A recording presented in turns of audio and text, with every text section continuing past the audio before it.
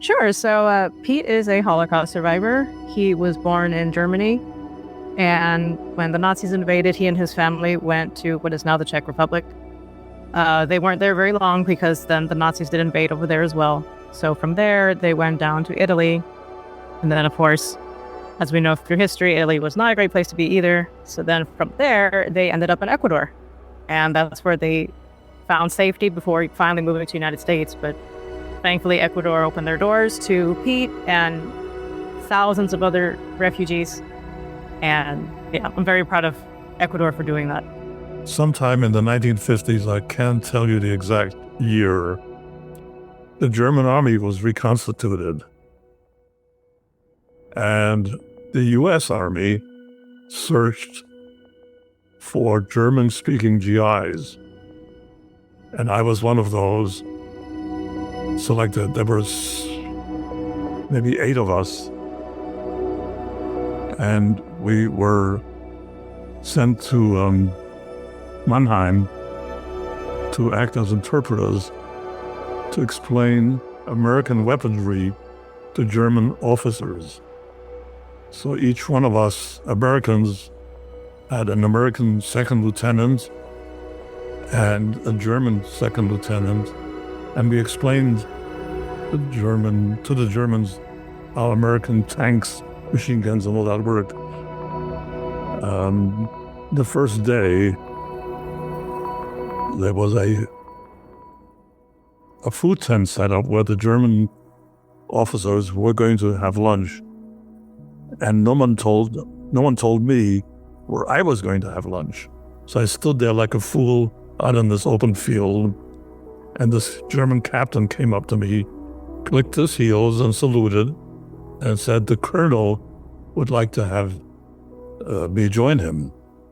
So I sat next to this German colonel, and he asked me, inevitably, how come I speak such fluent German?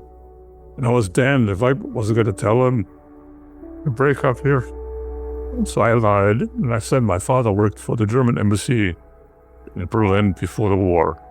That's how I learned German. Everyone, welcome back to Living the Next Chapter.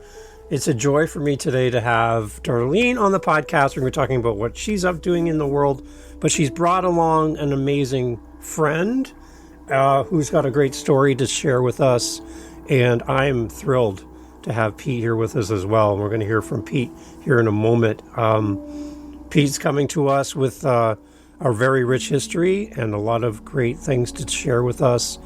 And I'm so excited to have Pete here as well. Darlene, as our author on the show, welcome to Living the Next Chapter. Glad to have you here. Thank you for having me. Excellent. Darlene, tell everybody where you are in this big world of ours. So I live in Houston, Texas. I was born and raised here. However, my family is Ecuadorian. I was the only family member to be born in the United States. But I have been back to Ecuador, and I speak Spanish and eat Ecuadorian cuisine, so it is still part of my heritage as well.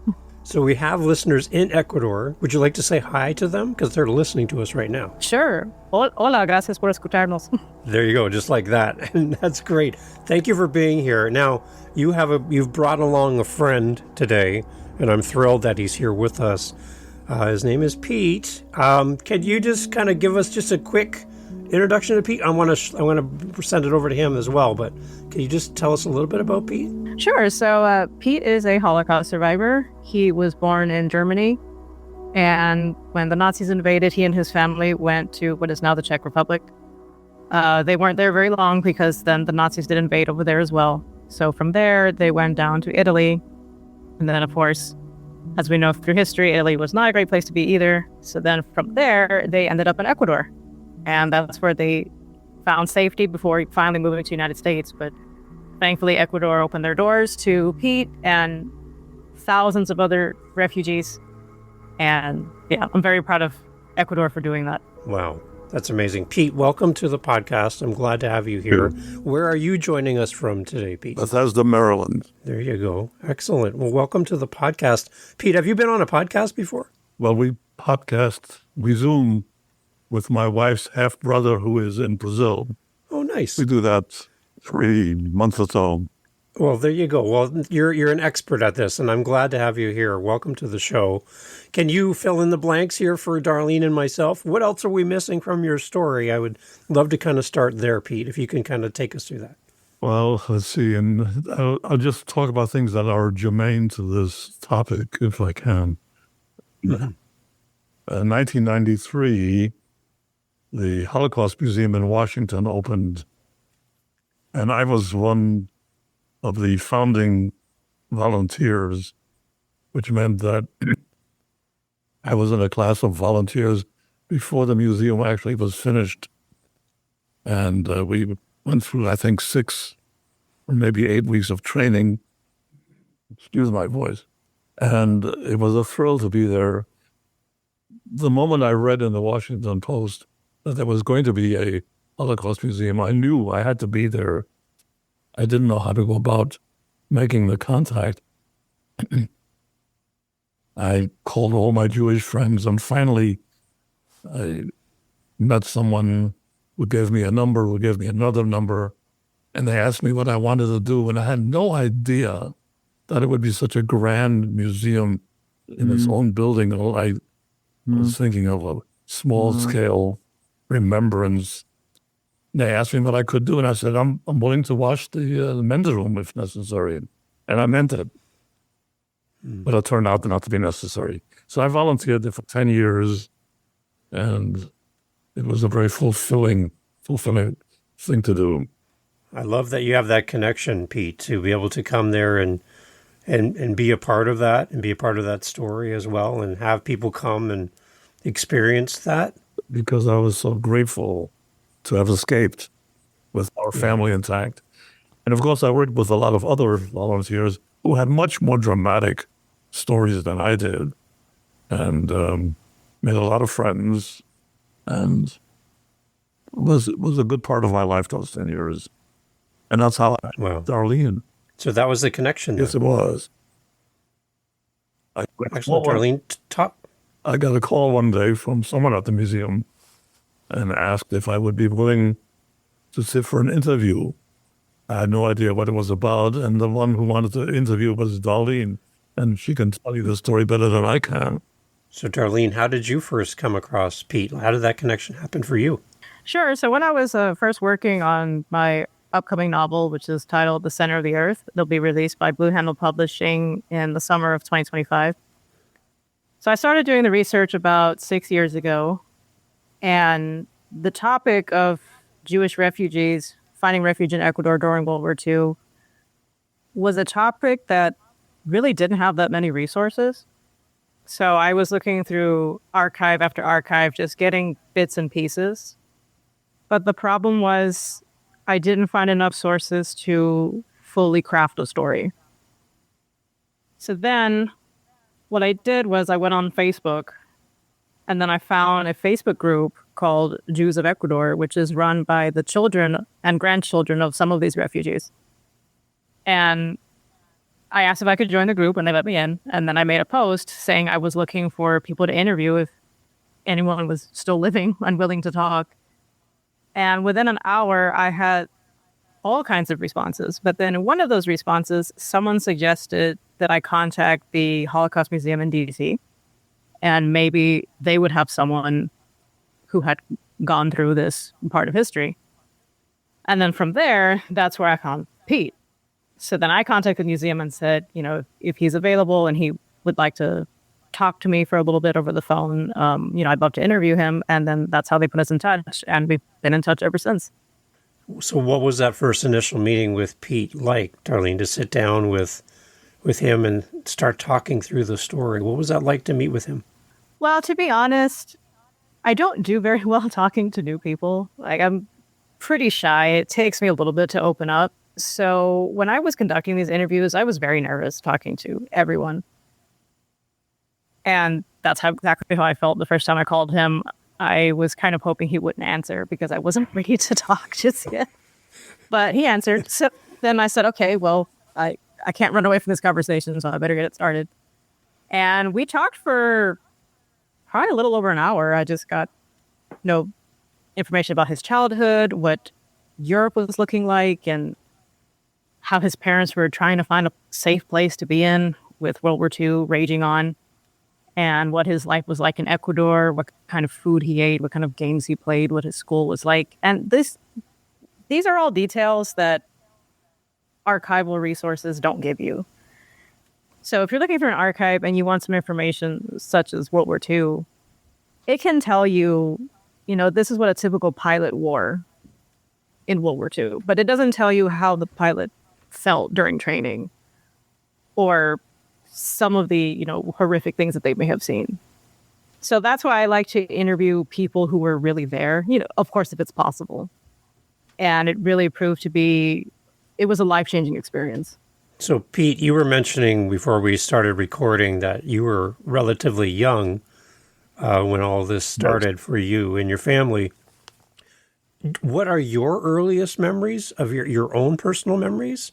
And then I'm also curious to know kind of what your parents told you as you grew up, as you got older and maybe started asking more questions. But what were your early memories of all of this happening for you and your family? My biggest regret in life, and I have many regrets, is that I never asked any questions. I know very, very little of those 9 years from the time I was born to the time we landed in New York. My parents didn't talk about it, and I didn't ask questions. Children didn't ask questions in those days, I guess. Right. Yeah.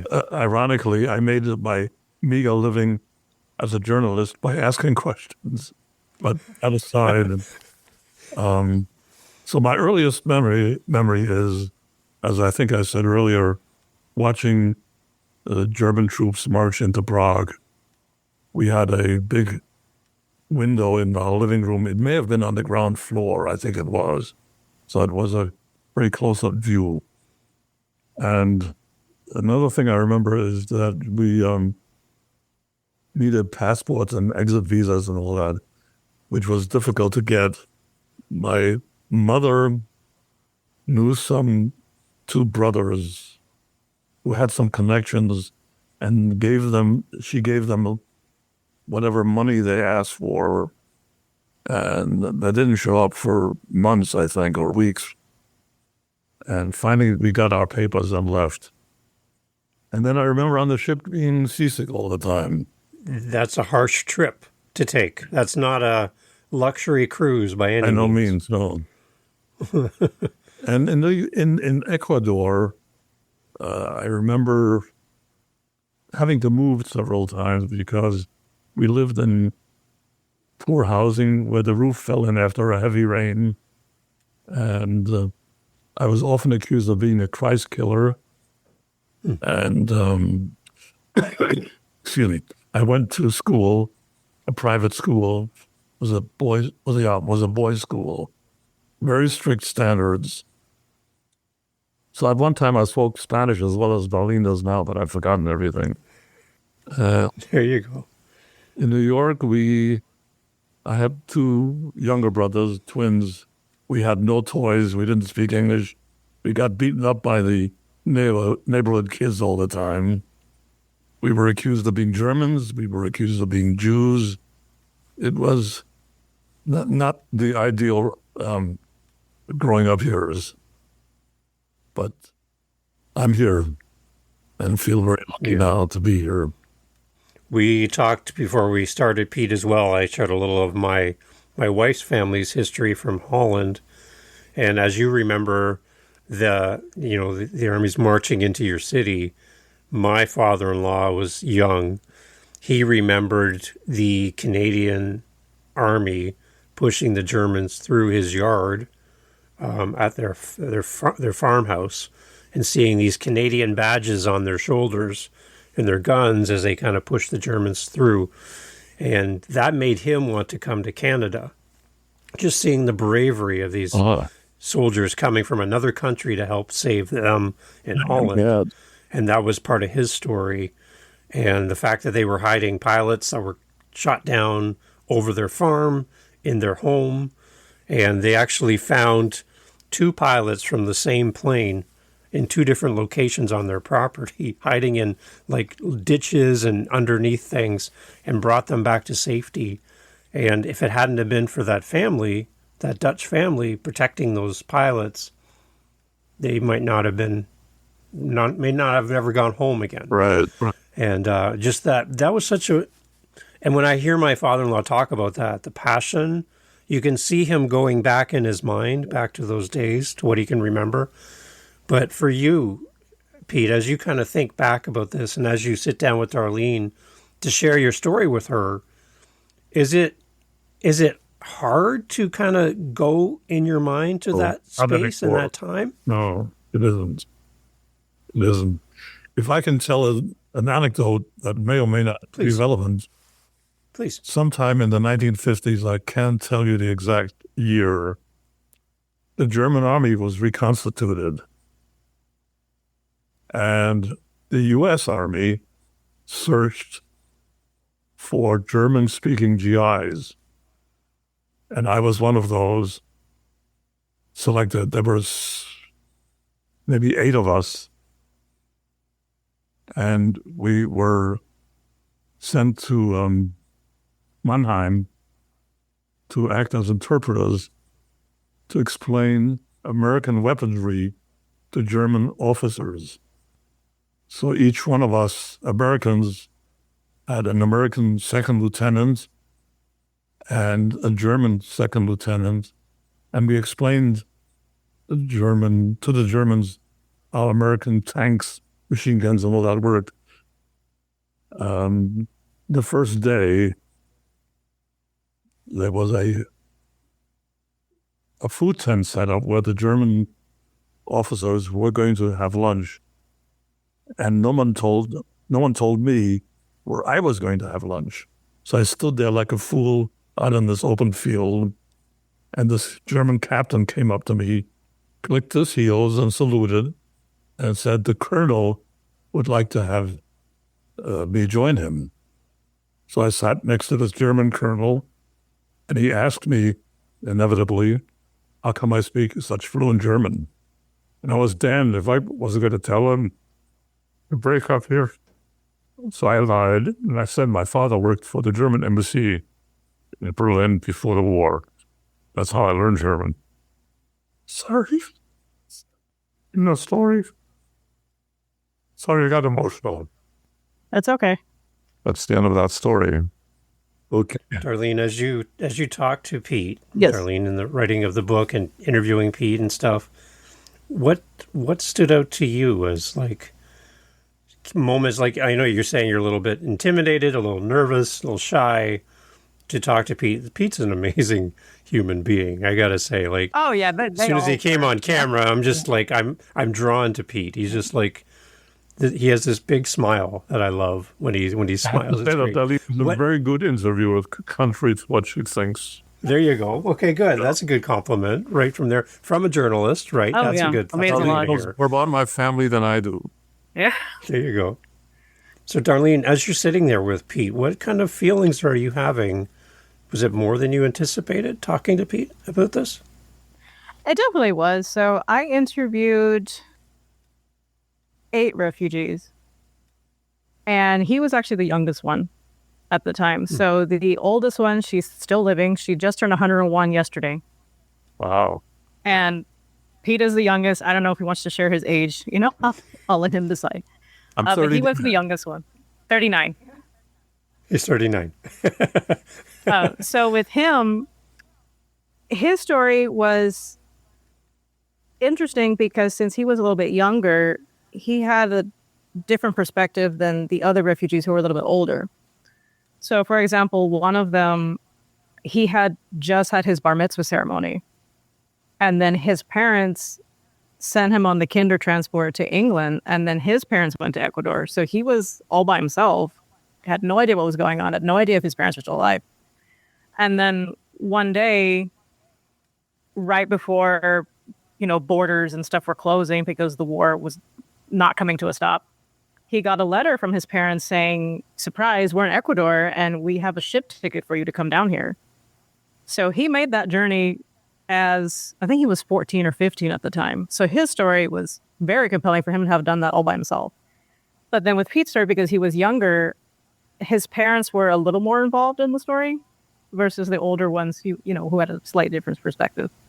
So I found that really interesting, that he was about 8 or 9 years old while the other ones were already, middle school age or like early high school kind of age. So that I found that really compelling. Pete, so Pete, I live in Canada. I live in the same area of the world. I've lived here my whole life. I've lived in a peaceful country. I've never experienced having another group of people force me out of where I live, make me leave to go to somewhere else, and then kind of chase me around the world as I'm trying to find my home. I've never experienced anything like this. I would think, like for me, my identity is where I live, what I know, my language, my culture, everything I know is where I am. So how do you keep a sense of identity when you're moving from this country to this country, down to Ecuador, to the U.S.? Like, how does your family keep identity with all of these places you had to go to? Excuse me. We were very proud to be Americans. In fact, my mother was the quintessential chauvinist about America. My parents are no longer alive, of course. Now I envy you for living in Canada. I wish I had lived in Canada, because this country is undergoing a major horror. Mm-hmm. In fact, we have very dear friends in Toronto. We Zoom with them periodically. And the male of the couple is my only surviving male friend. I've either outlived all the others or other things that occurred that broke up the friendship. It's very lonely. Thank goodness I have a wonderful wife who's sitting to my left. She's my administrative assistant. Well, hello to her off camera. I'm sorry? Hello to her off camera. We're happy that she's here with us too. Hello to you. Hello. I love that. Okay. Well, shall we continue with the questions? Sure. Pete, so what does it mean for you, for Darlene, to include your story in what she's doing? How important is it for you to get your message out through Darlene so that other people can understand a little bit of this history that maybe some people don't really understand in the right way? How important is that for you? It's very thrilling, and I feel very honored. I feel very honored to have Darlene a friend, and she is. Darlene, close your ears. She is a lovely humanitarian and very big-hearted and generous. And she has meant to both my wife and me, she's meant a lot to us. Darlene, I'm looking forward. You can take your hands off your ears now, Darlene. I did. It's very lovely to hear that. And yes, in the process of writing this novel, I was not expecting to form such close friendships to the point where, I would consider Pete and his wife almost like, adoptive grandparents, kind of close relationship. But that, such things happen in the process of writing a novel. Like I have another novel I wrote a couple years back called Summer Camp is Canceled, which is about a Mexican-American boy who has a huge crush on a girl who happens to be deaf. But her crush is the boy who bullies him at school. And he doesn't know if he should tell her the truth or not because he wants her to be happy, but he also wants to be with her, just middle school kind of drama. And in the process of writing that novel, I interviewed about 25 people who are hard of hearing or totally deaf. Oh. And they opened my eyes to things I don't even think about. Like one of them, she told me that she can never go see a new release of a movie in the theater because it's very hard to find a showing with captions. So she told me that she's forced to just wait until it comes out on streaming or DVD because usually the caption showing is during the middle of the week when she's at work and it's at 10 or 11 in the morning when she really can't make it. And then I thought, wow, these are all things that we take for granted. So writing a novel, especially when there's research involved, it really does open your eyes into how other people view the world. I think she may be lucky because the movies are pretty lousy, most of them anyway. Well, that's certainly one way to think about it. Yeah. Wow. So, okay, again, let's go back to the journey itself, Pete. Like, any memories from your background, your history, just about the actual the logistics of actually moving around so much during all this time? Do you remember like the trips? Do you remember you said you were very seasick. What else do you remember about just the getting from this country to this country and all that? What do you remember? Not a heck of a lot, but one of the things I remember is we had a duffel bag. We called it Molly's sack because evidently some woman by the name of Molly gave it to us. It was about at least 5 foot long, and all of our belongings, a family of 5, went into Molly's sack, and we carried that from country to country. Wow. Similar to an army duffel bag, only much, much, much, much bigger. Did I mention that I was drafted, that I went to the army and was sent to Germany? You mentioned going back to Germany, and yeah, a little bit about that, but tell us more about the drafting to go back.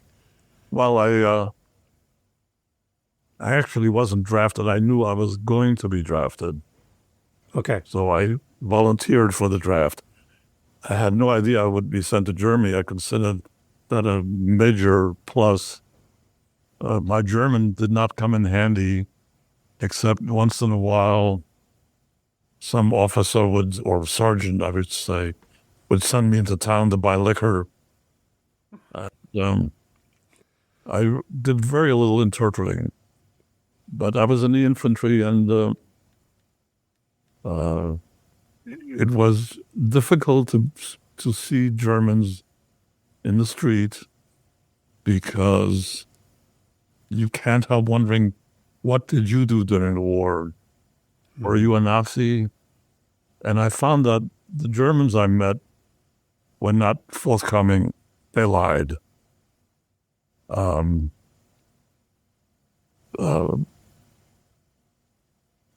But ironically, I fell in love with a German girl, a Gentile girl. She was blonde. I have a weakness for blondes. And got engaged. My parents were not thrilled. My mother was so upset she threatened to commit suicide. And my father, a very wise man, sat me down and talked me out of it, which is what I did. Coincidentally, the girl's mother was Hitler's graphologist. What do you call that? Handwriting expert, analyst. And she didn't want her daughter to marry me any more than my parents wanted me to marry her. So it was a fiasco. Oh, thank goodness. There you go. It has a happy ending. There you go. Wow. Darlene, what else are you excited about for this book, for the reader that's going to pick up a copy of this book when it comes out? What is your big hope for anybody that reads this book? Well, the main mission of the book, I would say, is to basically show the world that while we as human beings have our differences, we all just really want to live normal lives. And there's really no reason to hate each other. And another part of it is the book it's definitely fiction, but there are a lot of true situations in the book, such as one of the characters is constantly seasick, and that is based on Pete being constantly seasick when he was on the ship to Ecuador. And there is another part where the character with his Jewish family, they're running out of food and they have to cut grapes into small pieces so that everyone can get an equal share. And that is also something that happened to Pete when he was growing up. So even though it is a fictional story, there are many true elements in it. But of course, when you're writing a book, you kind of have to play around with timelines. You have to play around with certain situations to make the story fit. I mean, this is why, not all historical stories are 100% accurate, because you just can't do it all the time. But one book I can think of off the top of my head is Ethel and Ernest, which is a graphic novel written by Raymond Briggs. And Ethel and Ernest is about his parents and how they met, how they got married, how they struggled with infertility, and then they finally had him.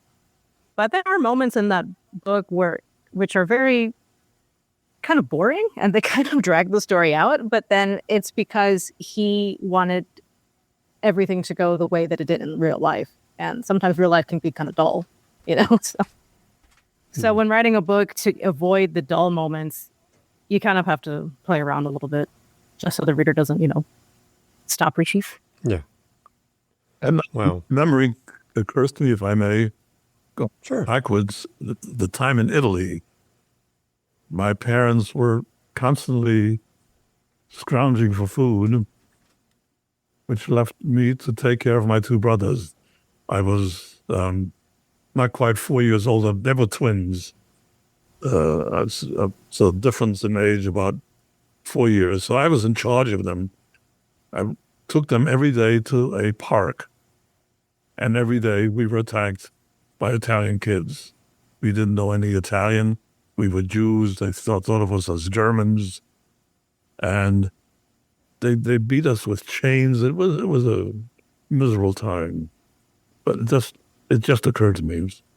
Should have mentioned it earlier. So Yeah. we were, I guess, trained for what we got when we got to New York. We lived in the upper part of Manhattan, near a parochial school, and the kids just had it in for us all the time. And if we had a toy, which would have come from a charity, they took it away from us. I saved up some money selling the Saturday Evening Post and bought a pair of roller skates. The first day on the skates out in the street, two toughs took my key away. You needed a key to put the roller skates onto a shoe. And you boy, you don't need that. And the roller skates were, of course, useless after that. Those were my growing up years in New York. Pete, it just feels like everywhere that you went to get safety and security and to set up a new identity, you had to face another obstacle everywhere you went. Yeah. Whether it's the roof falling in on you in Ecuador because of the rain, somebody taking your roller skates. Like, there's so much where, I just think we could be better to each other as humans, right? I just think we don't understand each other, right? Whether it's language, whether it's the way we look, there's something that makes us different, and people just love to attack us for being different. Yeah. And I think that's part of what I think Darlene's trying to capture in this book, is that we need to stop being so hurtful to each other and try to help each other. I think that's what we need in the U.S., it's what we need in Canada, it's what we need around the world, is people who treat people better than they treat themselves. I'd like to interview you. You can interview me anytime, Pete. I would sit for that anytime. To see that smile, I would. Is that kind of catch some of the spirit of the book, Darlene? Oh, absolutely. And it was truly an honor to interview these 8 refugees. Half of them have since passed on. And it does make me a little sad that they did not live long enough to see the release of the book. But as I said earlier, when I started interviewing them, most of them were already well into their 90s. So I knew that I really didn't have a lot of time. And I wish that, the book had found a publisher sooner, but such is the writing industry. It's rejection after rejection after rejection. And even sometimes I would advocate and say, some of these people are 95, 96, 97. Like, please just consider it. And I mean, that's just how the journey went. So, but I am glad that even though, like I said, half of them are no longer with us, their story is going to live on through this book because there are bits and pieces of their stories that I put into my story as well. So, yeah. Darlene, talk a little bit more about Blue Handle Publishing. I've had a few authors on from this amazing group of people at Blue Handle. Tell me why you like working with them for this project and what they can do possibly to help you or help other authors. Tell me about them a little bit more. well, for one thing, they were the only publishing house that's giving the book a chance. So, big thumbs up for that. But what really drew me to working with them was they are from Amarillo, Texas. And Amarillo is not close to Houston at all. I think it's about 9 or 10 hours by car. But it is still Texas. So we have that in common. And they really like to work with authors from Texas. And then it just provides, a greater connection because, like I said, even though they are far away, a Texan in any part of Texas is a proud Texan. That's why we have the slogan, "Don't mess with Texas." And even though, no state is perfect, every state has its flaws. Being from Texas is it's different than being from a different state. Like sometimes when I would go to Europe as a kid and people would ask my family members and I where we were from and we would say Texas, everyone immediately knew where that was because of the shape of the state. The shape is very distinct. So that's what drew me to them. And I am very grateful that they are taking a chance with my work. That's good. Awesome. Pete, before we leave, first of all, I want to just say thank you for making time to come and be a part of this conversation and to know that your story lives on in Darlene's book. I just love this connection to have the two of you together with me at the same time. This is great. It's my pleasure. It's amazing to have you here. For those, Pete, that would like to come and see this this place that you were talking about that you got to volunteer at and everything for the Holocaust Museum, could you tell them a little bit more about that location and what they're going to see and experience when they come to this place? The museum itself? Yeah. It's incredibly well done. Incidentally, the man who designed it was born in the same city as I was, Essen, Germany. I can't remember his name, but he's no longer alive. I only met him once. He had severe Parkinson's by the time I met him. The museum has, excuse me, it's on 14th Street. It's within walking distance of all the major attractions of Washington. It has 4 stories. You enter one of 3 elevators, and you go up to the 4th floor, and the exhibits tell the story of the Holocaust in very graphic terms, photographs, films, voices of survivors. There are models of the crematoria. There are some exhibits. Mind you, I haven't been there in more than 10 years. They may have changed, but there were exhibits showing some of the medical experiments the Nazis carried out, which are behind about 3-foot-high concrete walls, so that little kids can't see it. A cattle. What, love? A cattle. Oh, there's a cattle car, which is on loan from Poland, and in the 10 years I was there, I never walked through that cattle car. Couldn't do it. And the first few times I was there, the first few weeks, was very emotional, and people got very emotional. Part of the training was from a psychiatrist, by the way, how to deal with visitors who are overcome. There's an exhibit also of the bunks in Auschwitz where the prisoners slept, jammed in like sardines or worse. There are other souvenirs. It's quite an experience to walk through there. It's extremely well done, I think.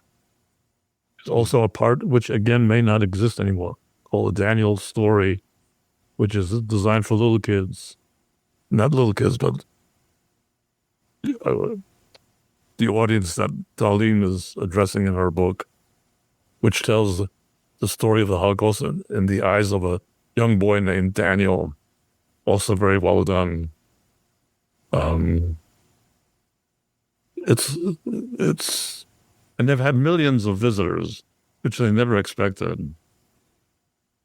I never expected it to be that popular, and I'm so glad that it is. Occasionally, there are exhibits about other atrocities, if you will. What happened in I can't remember the. There's one, I don't know if it's still ongoing at the moment, but last year when I was in DC, my husband and I visited, and they had an exhibit about the Syrian war. Right. And it mostly was about how it's affecting the children of Syria. That kind of exhibit is separate from the actual Holocaust, yes. So the museum goes out of its way to point out that the Holocaust was not the only Holocaust. There are Holocausts going on even as we speak. Right. In Gaza, for instance. One thing I would like to mention before we sign off is sure. The United States Holocaust Museum in DC was a tremendous help with my research. And even though when people visit, usually they stay in the exhibit area, which is the first 4 floors. The library, I believe, is located on the 5th floor. And you do need an appointment to go visit, which is what I did when I first started my research. But I could not believe how incredible the archivists were in this library. They helped me figure out how to view a microfilm because I had heard of microfilms, but I didn't know how that worked. And they showed me how to use it. And there was one piece of, it was the private files of a man who had gone to Ecuador as a young adult, probably 17, 18 years old. And he, for whatever reason, wrote diary entries and had saved newspapers from Ecuador and from Germany. And he had donated everything to the museum after his death.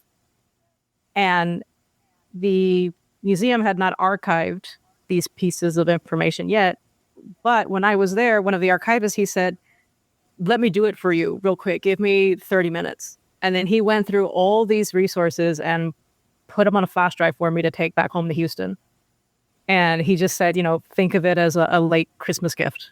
And I am so grateful that he did that for me. His name was Li Vu. I don't remember his last name at the moment, but if you're listening, Li Vu, I am so grateful for how you really went out of your way to help me. So I am so grateful for all the archivists that I came across during this research.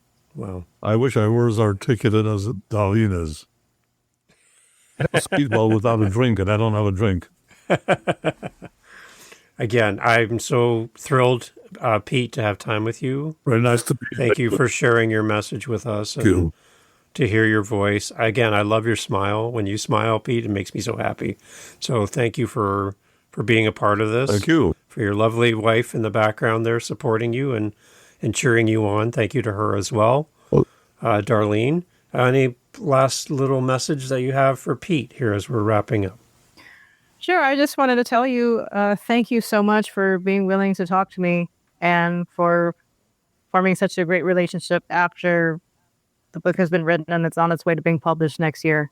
I'm so excited that you were part of it. It's my pleasure. And I hope I'm still alive next year. No, well, knock on wood. So there we go. Yeah, you did a terrific job, and you too, Darlene.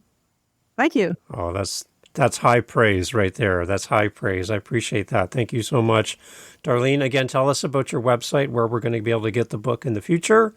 Tell us all about that. We're also going to put a link for the museum as well in the notes so people listening can then plan a trip to go there and to honor Pete and his family, to go through that museum and spend some time there. But Darlene, where can we find you and where can we get the book when it comes out?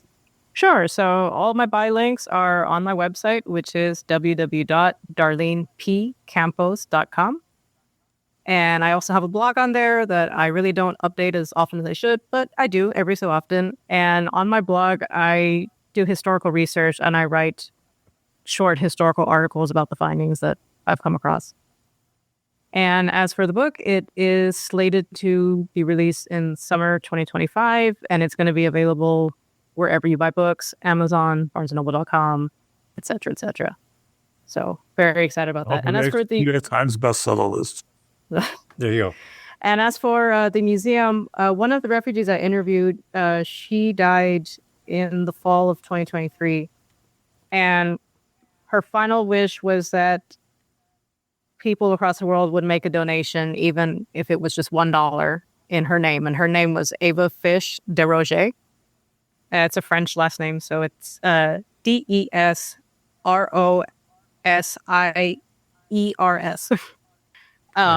But yeah, if you can spare just $1 or $2 in her name, I know it would make her very, very happy. So thank you for supporting my work, and thank you for having me on your podcast. Excellent. Pete, thank you so much again for the big smile. Nice. Again, thank you so much for being here, sharing your story with us through the book, on the podcast as well. Such an honor to meet you, Pete. Thank you very much. Thank you for being a great inspiration, for sharing Thank your you, story. Darlene. Thank you for that. Thank you, Dave. Excellent. Everyone, all the information, as always, in the show notes. Make sure you go leave a great donation to this museum. Let them know that you heard about this here on the podcast. Celebrate with Darlene and Pete when the book comes out as well. And I'm so proud of the two of you that you've made this connection and that we can continue sharing this story long into the future. Thank you to you both. Thank you. Bye-bye. Bye.